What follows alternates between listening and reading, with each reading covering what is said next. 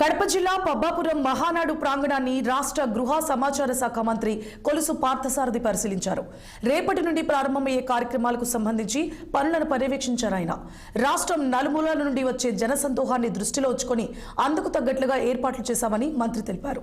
వివిధ ప్రాంతాల నుండి వచ్చే ప్రతి కార్యకర్తకు భోజన ఏర్పాట్లతో పాటు మొబైల్ టాయిలెట్ల సౌకర్యాన్ని ఏర్పాటు చేసినట్లు చెప్పారు. మొదటి రోజు డెలిగేట్స్ మీటింగ్ కు 20,000 మంది, మూడో రోజు జరిగే బహిరంగ సభకు 5 లక్షలకు పైచిలకు హాజరు కాబోతారంటున్న మంత్రి పార్థసారథితో మా కడప ప్రతినిధి యూసఫ్ ఫేస్ టు ఫేస్.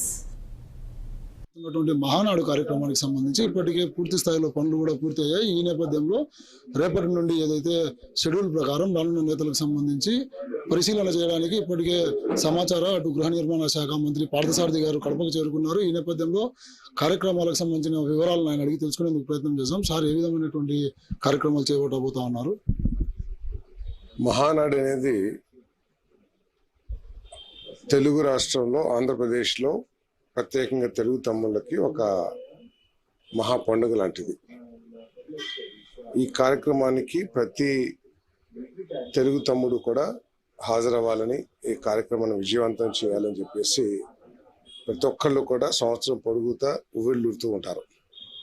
కాబట్టి ఈ కార్యక్రమం గొప్ప విజయవంతం అవుతుంది. మన ప్రభుత్వం వచ్చిన తర్వాత మొట్టమొదటి మహానాడు కాబట్టి అదొక స్పెషల్ ఈవెంట్గా కూడా మారబోతా ఉంది. పార్టీ తరపు నుంచి దీనికి బ్రహ్మాండమైన ఏర్పాట్లు చేశాం.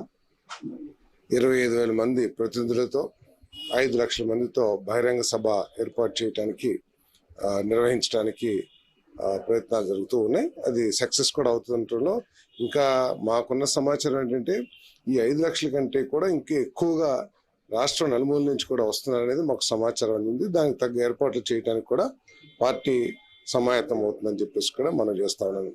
మరి ఈ కార్యక్రమంలో ఆంధ్రప్రదేశ్ అభివృద్ధికి, ఆంధ్రప్రదేశ్లో పేద వర్గాల అభ్యున్నతి కోసం, సంక్షేమం కోసం, ఎస్సీ, ఎస్టీ, బీసీ, మైనార్టీలు, రైతులు, వీరందరి సంక్షేమాల కోసం వివిధ విధానపరమైన నిర్ణయాల మీద అయితే ప్రపోజల్స్ మీద చర్చ జరుగుతుంది.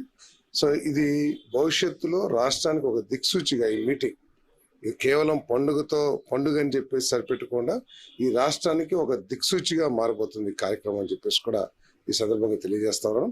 మరి అందరికీ కూడా పార్కింగ్ ఏర్పాట్లు కానివ్వండి, సాధ్యమైనంత వరకు వసతి ఏర్పాట్లు కానివ్వండి, భోజన సదుపాయాలు, ప్రతి ఒక్కళ్ళు కూడా వాలంటరీగా పాలు పంచుకుని ఈ కార్యక్రమాల్లో కావాల్సిన అన్ని వనరులు కూడా ఏర్పాటు చేస్తా ఉన్నారని చెప్పేసి మనం చేస్తాం.